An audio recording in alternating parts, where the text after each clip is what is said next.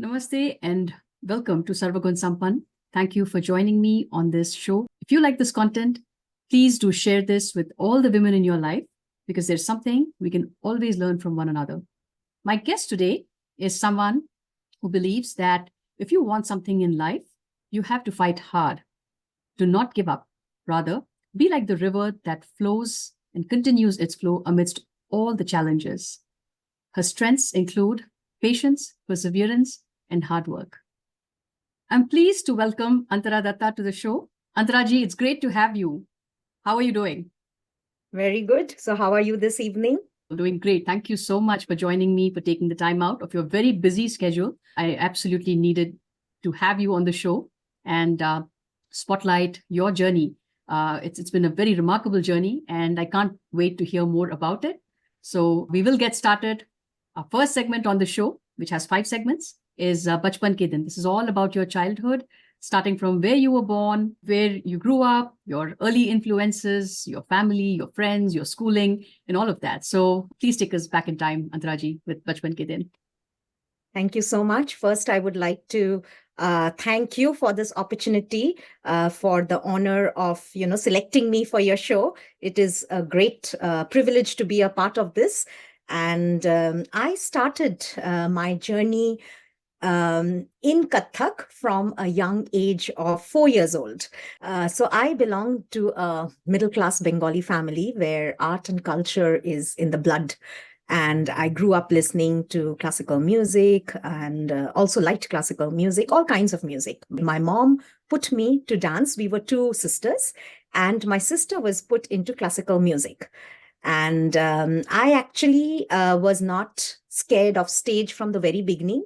And I was a natural dancer. So very soon I developed a strong bond with my teacher, my local teacher, who happened to be a Kathak teacher. And that's how was my introduction to Kathak. And then later I started loving, like it is basically any kind of classical dance is acquired taste. So, the more you go deeper into it, the more you start loving it. So I developed a very deep bonding with both my teacher and as well as the dance. And that's how it influenced my childhood. And I would love performing like in school shows, in our dance productions in our dance school. So I used to do a lot of stage performance throughout my high school. But then after that, it was just a hobby, just like any other child. And I was pursuing a career in economics. And there was a break in my learning for about 5-6 years.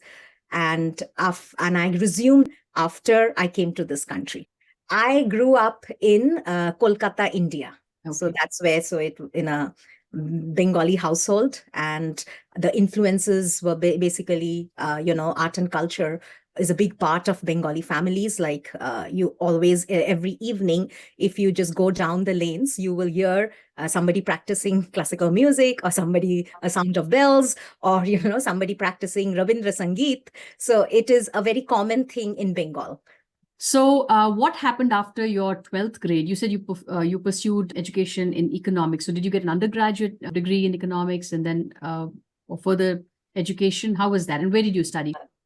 I studied in Scottish Church College in economics as honors, and then later on as a master's with a specialization in econometrics from Calcutta University. Got it. That was the point where, Kathak took a little background seat and studies took priority at that part of my life. Was there any time for friendships, any other interests, hobbies that you were doing, or was it all about Kathak at school? And right. I used to do singing as well for some time, but then, it was difficult to juggle, studies and dance and classical music all at the same time. So I left singing, and then I was just focused on Kathak. Got it. And what were you learning in terms of singing? What was it that you were singing? I had a teacher who would who would come to our house and would teach both classical music and Ramindra Sangeet. Okay, we'll move on from here to the next segment of the show, which is Ye Kahaan Aa Gaye Hum, and this is your onward journey. So you did talk about studying economics at your bachelor's and your master's level. And then what happened? You finished your education. Did you work for some time in India, or was it marriage and then relocation to the United States? Actually, I did not work. I got married right after I finished my master's. So I came to this country in Michigan at the age of 24. And my daughter was born the very next year. So, with the addition to the family, I wanted to go back to dance, but it was hard at that time, raising a child and also being all alone. And I was also quite young without much help from parents from India, because they could not come because of the age to help me out in this country. But my heart always went into, going back to dance. So I pursued a degree in a bachelor's degree in finance to make a career in accounting and finance. And I joined the International Club of Dance in the university. So that's how I started coming back to Kathak. And then my gurus who used to come regularly to this country in bigger cities, definitely. And I started when my daughter was 2 years old. I started going back to them for workshops and started going to India on a regular basis to learn again from the point where I left off. Because if you don't practice for a couple of years, it feels that you're almost back to zero. So, I had started reviving and started working hard and started taking as much training as possible so that I could revive what I lost. And then, yes, and then definitely, Maharajji used to come to USA a lot, and I would go to Delhi to continue my training under him and Shashwati Didi. And I would also like to mention Anuradha Nag, my guru, who is based off of California. In the beginning, when Maharajji used to come for workshops, you definitely need family support to help you pursue a passion. My husband used to drive me to Chicago so that I could do all the workshops. And even on a cold, wintry night, we went 7 hours. I did the workshop for 3 hours and I came back 7 hours. So I worked that much. I really struggled to get back what I lost for a couple of years.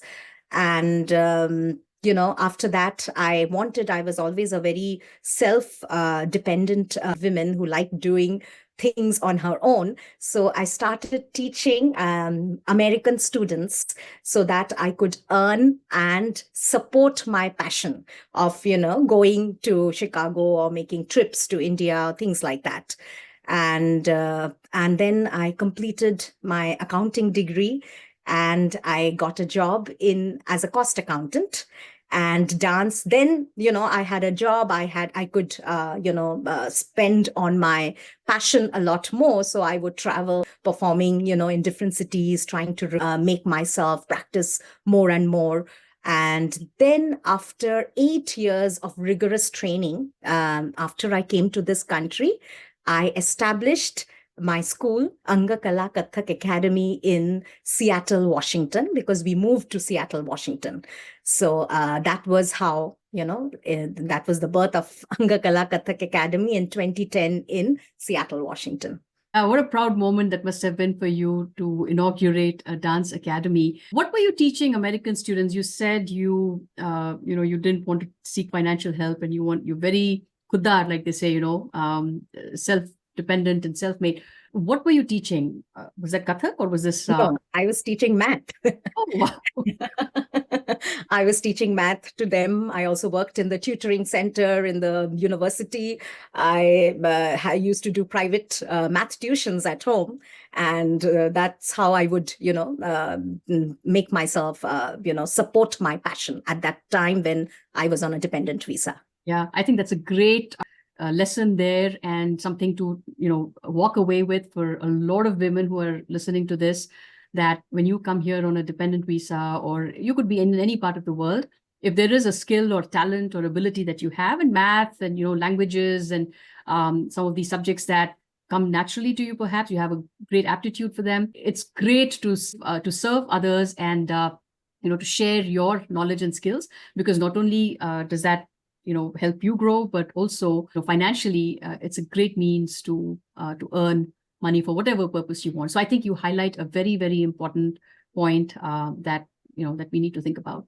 We'll move on to our next segment. Here we talk about your Kaam ki Baat. We talk about your journey of Kathak and which gharana do you come from? What is your style? Talk to me all about, about your performances and, how many students do you have and all of that. So this is the segment where we talk about your work. So after I established my school in Seattle, Washington, I was trained initially by my local teacher in Kolkata. I was trained in Jaipur Gharana. But then later I moved into Lucknow Gharana, that stands for the Khubsurti and Nazakat of Kathak dance. And I instantly fell in love with Maharajji's style of Kathak. And that's how that was the turning point. And I impart that style, that legacy that I have learned. I impart that to the next generation of kids and adults. So in 2010, with that mission in my mind, I started Anga Kathak Academy, and I was doing very well there. I exponentially grew in Seattle. Seattle has a very big Indian community. And then a sudden change happened in our personal situation. And my husband, he got a job in University of Akron, Ohio. I still stayed back there for a year trying to wrap up everything, but it was very difficult to, raise a child who was going to middle school and with my husband being away in Ohio. So then I made a decision that I will move to Ohio. So after a year after my husband moved here, I moved here, and within 2 months, I established my Kathak school in Ohio. I started in Akron, then I started going to Solon, and then those were my 2 centers, and they still are. And I have also expanded into Westlake very recently. And then one of my students moved to Columbus, and that's how I started going to Columbus, because there wasn't any teacher of the Gharana that I teach in that area. So I established my school in Columbus. And the same thing happened with Pittsburgh. So, and, one of my students, and they wanted me to come. So they created a group for me so that I could come, and my travel would make sense, feasible for me. So I started a center in Pittsburgh as well in 2017. 2017. So that's how it all expanded. And after my daughter went to college, I almost spent 18 hours in a day in Kathak. So either it is, maybe 2-3 hours of practicing and then teaching and then creative work, creating, productions. I also run a nonprofit organization, Arts Without Borders, where the mission of the organization is to provide opportunity to everyone, irrespective of race, religion, color, and ethnicity. And I do a lot of work with respect to that. I hold different programs throughout the year along with my committee members. And I also try to teach in schools, and then we do workshops, free workshops as an outreach, so that we can promote Indian classical dance. And we also did workshops in mentally challenged, for students. And we always try to find opportunities where we can go and use dance as a healing tool. So we always look for opportunities of doing something in senior citizens, or who, just not only just to give them pleasure, for an hour or so, but to make them move, to teach them the hastas of Indian classical dance, and, promote them, and also give them enjoyment for that time, and give them an opportunity to express using a medium of Kathak. And plus, I do a lot of collaborative projects. I have not only worked with Indian classical, other Indian classical dance like Kuchipudi, Bharatanatyam, Odissi. I also have done work with tap dancing, flamenco dancer, And in 2019, we did a wonderful show where we had about 9 musicians on stage, and both Karnatak and Hindustani.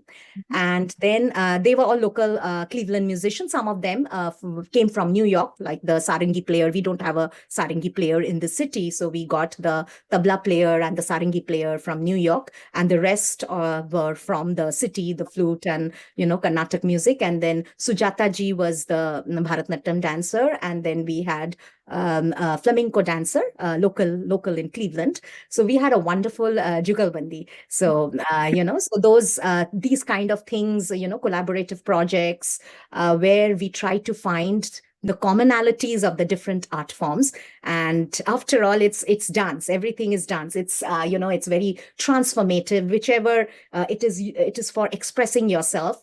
And there is one thing that I really like about performing arts is there is a wonderful statement that bodies never lie. So whenever you are on stage is very sacred.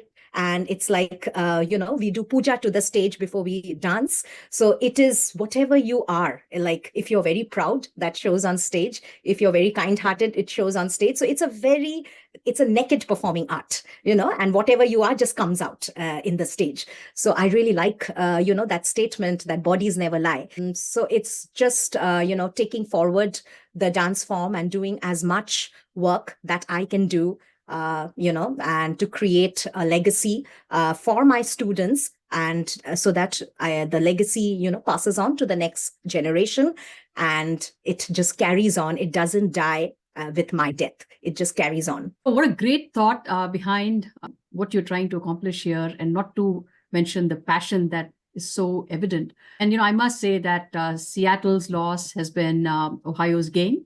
And we don't have a lot of Kathak dancers in the United States when we compare, especially with Bharatanatyam and even Kuchipudi. So this is an art form that seems to be like a best kept secret. But definitely, gurus like you are changing that. So for you to come and through your students continue to build on that legacy, go to different cities and open the centers, I think is a great thing. So students have a choice. If they want to learn Kathak, they know where to look. And I'll be sure to share links to your Anga Kathak Academy in the description. So if somebody wants to contact you, they will be able to do so. You're like a one-woman show, right? There's a lot of things on your plate, like you mentioned, all the administrative work and the production and everything that you do. And looks like you do put a lot of effort in. 18 hours a day is not a joke, but I'm sure because you have so much passion for the art form, it doesn't seem like work. This is probably dhyan for you. It's meditation for you. Is that right? Totally. I don't feel that I'm working. I really enjoy, even if there are days when my body is tired, but there's certain emails that need to go out. I still will, I'll wake up, I send an email to people at 2 a.m. in the morning. So I love working. I don't feel that I'm working because I've made my passion into my profession. I left my cost accounting job, I had a very good, well-paid job, and I left that to do dance 24 hours wholeheartedly. So I don't regret that decision at all. And also, I still go to Seattle. Also, I travel quite a bit. I go to Seattle once a month, and I still have about close to 100 students in Seattle, where they are training under the academy. So I have a couple of senior students that I have trained over the years, and they run the school in my absence, and I go there once a month. That's wonderful to know, Antaraji. What is on the horizon? So where do you see things going forward with your academy? Do you have a batch of senior students who are ready to take on, so are you ready to pass on the baton to them? Where are things heading? Yes, that is, I do have many senior students in Seattle, Washington. So definitely, I have people who can, the baton can be passed on to them after, because that is my vision, that the school has to continue even when I am not there. So my goal here, I do have a couple of senior students here in Ohio, because Ohio is a little newer school than Seattle. Seattle was started before. So the number of years that people have there is more than Ohio. But I am training. I have started a dance company. So I'm training gifted students, giving them more and more hours so that they can, they can pass on the legacy to the next generation. And a couple of my students, they help me by teaching younger students.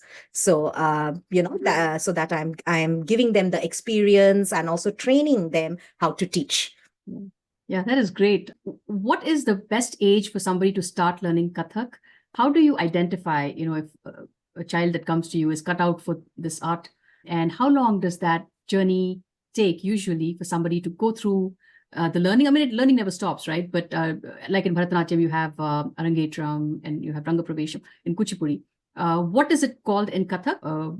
A stage performance that's a culmination of the years of learning. How long does that journey take? So talk to me a little bit about all of that. Sure. So the minimum age group of accepting any student in Kathak is 5 years. That's when sometimes people are ready at 4, but that is rare. It requires so much coordination. So it is better when they come at the age of 5. So that's when they start. And then Kathak or Hindustani music never had the concept of Rangamanch Pravesh. That came in a lot later. So we had a series of exams. So my school is affiliated to an exam center. So my students, whoever is interested, can get a diploma in Kathak, and that is about an 8-year curriculum. And I have not started doing, but I am now planning in the next 2 years, I will do a Rangamanch Pravesh for my students, like a graduation. So in addition to the exam, the certified certificates that they get before they pass out of the academy is, if everybody is not suitable for a solo performance, but whoever is suitable for a solo performance, I am selecting them and I will present them on stage in 2 years from now. I wish you all the very best with that. I think that sounds like a wonderful plan. What is the one aspect about Kathak and the Gharana that you come from that you find very fascinating? Right. I actually, I love the nazakat, the grace and the khubsurti that Maharaj Ji brought into this art form. I am totally in love with that. He just changed the art form in the last 50 years and made it so beautiful and so graceful. So that is something really attracted me. And that's how I came into this gharana of Kathak. So I really love the khubsurti and nazakat of Kathak. So when you say nazakat, that translates to grace, right? Yes. Finesse and grace. So Grace. is that the body movements, the fluidity of body movements, or is this expression? What is that exactly? It is a combination of things. So it is the fluidity, it is how you use your torso, it is a combination of different things, body movements, it is expressions, definitely. So it's a culmination of everything together. Is there a certain age restriction, or anybody at any age can take up Kathak? What is your advice on that? As long as the person can dance and there is not much, knee problem or anything. So I would, because Kathak has a lot of footwork. So I would say anybody can take it up, and it is never too late to do something worthwhile. Yeah, when you're looking at Bharatanatyam and Kuchipudi, some of those dance forms are not very easy on the knees because, you do have to do Aramandi, and it's a little difficult for, women, especially as they age, or even men, if they're interested in learning. But Kathak seems to be, you're standing straight, there's no Aramandi. So it seems like it's not very intense on the knees. But I could be wrong. Is that, and you said there's a lot of footwork. So there's a lot of footwork. So knees definitely have to be in a good condition, because the pounding on that, it really hurts on the knees. It's not good for the knees. Yeah. And also, yes, one thing is good because it's not Aramandi position. So all the time you're not sitting, you have an erect position in Kathak. But you also have to be, there is a lot of chakkars in Kathak. So you have to be able to maintain your balance very well, so there is, every art form is, has their own challenges, and some things are easy. So in the, every art form has those challenges. Yeah. So warm-ups must be mandatory, I think, right? Of course. Warm up is so mandatory, which sometimes we did not, our old school gurus did not do the warm ups in the beginning. We used to start with footwork directly. But I always make sure that, we warm up first before we start with the footwork. Otherwise, it leads to injury. Yeah. So what's your most recent performance that comes to mind that you will talk about? I recently, out of all the performances, I really enjoyed my work on Shringar Rasa, and where I emoted on the very famous ghazal Aaj Jaane Ki Zid Na Karo.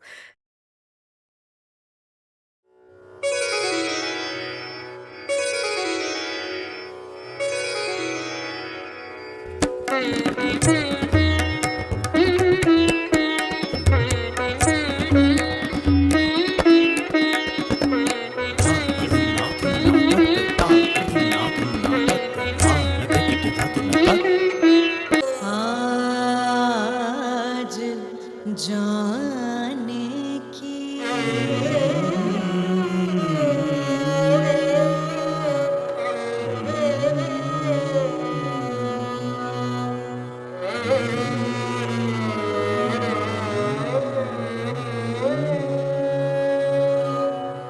जिद ना करो हाय मर जाएंगे हम तो लुट जाएंगे हाय मर जाएंगे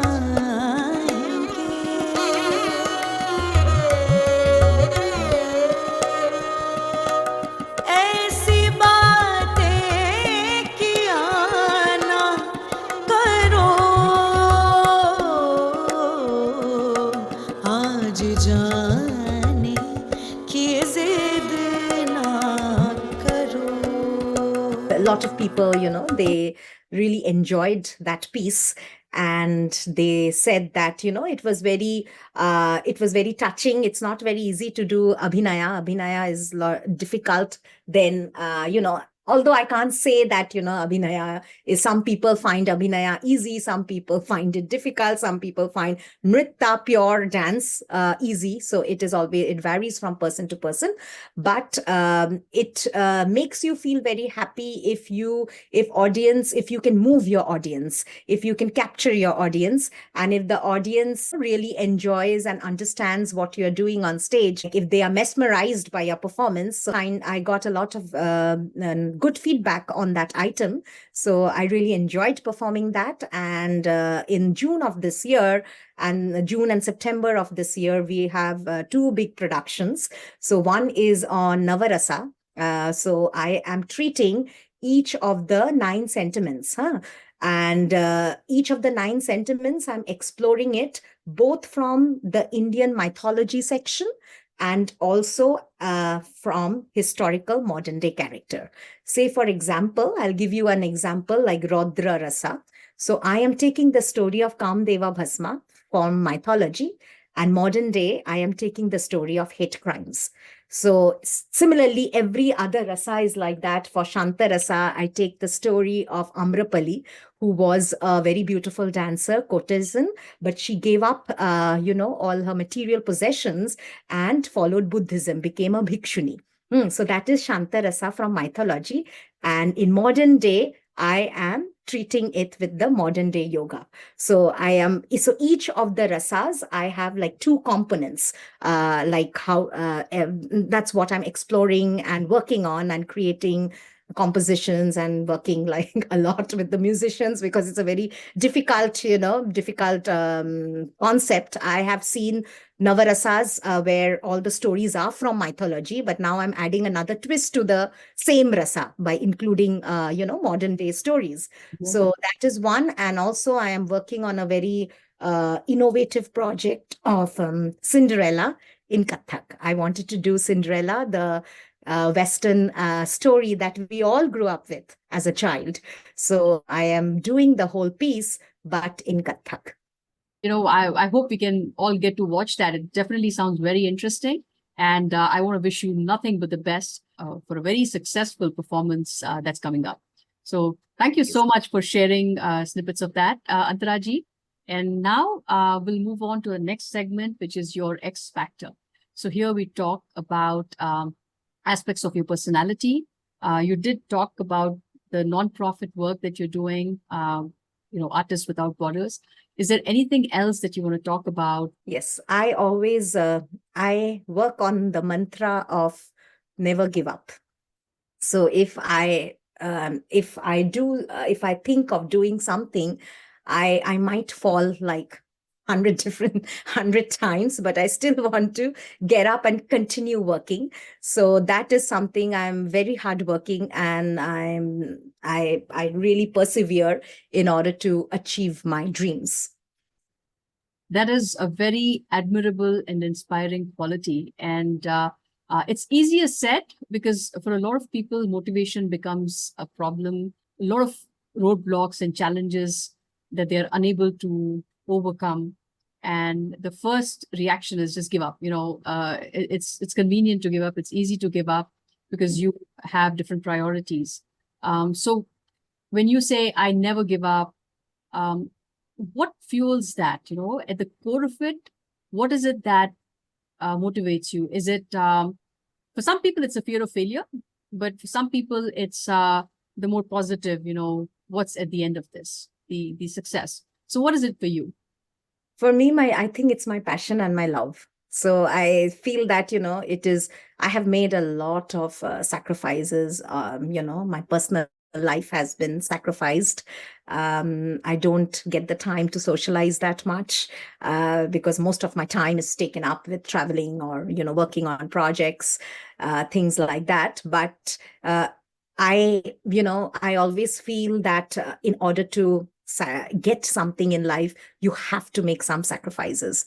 And since I love doing this so much, I just continue working towards it. So there are days when we are working as a team, and then there is no funding for a project or things like that. It's always a struggle to be a minority artist in this country.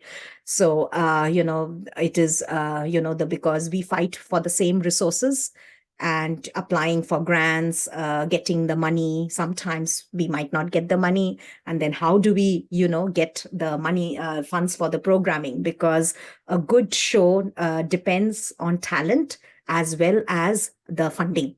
So it is very, very important. Art needs funding. Yeah. So those times, it is very, like the the dream that I have, and with limited funding, it's always a struggle. Every day is a struggle. But it's just I feel that if, like somebody has to sacrifice, somebody, if we all leave it, then, it will not go further. So that's somewhat always keeps me going towards it, no matter, whatever the obstacles are. I like to flow like a river. It's beautiful. And, that is the value that you believe in. And thank you so much for being the torchbearer, someone who's keeping Kathak alive, and not just alive, but thriving.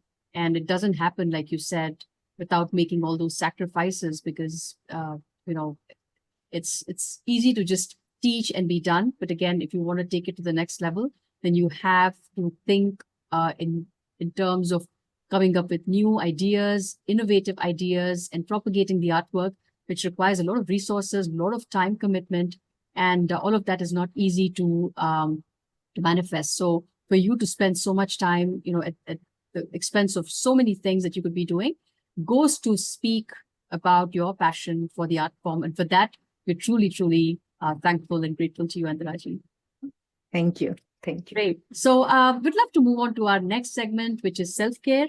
And, something tells me that this is, again, your love for Kathak here that you will be talking about. But I'd love to know what else is part of your daily routine at a at a mental, physical, emotional level and a spiritual level as well. Yeah, I feel I hit the gym like 2 or 3 times a day, 2 or 3 times in a week, sorry. And I also,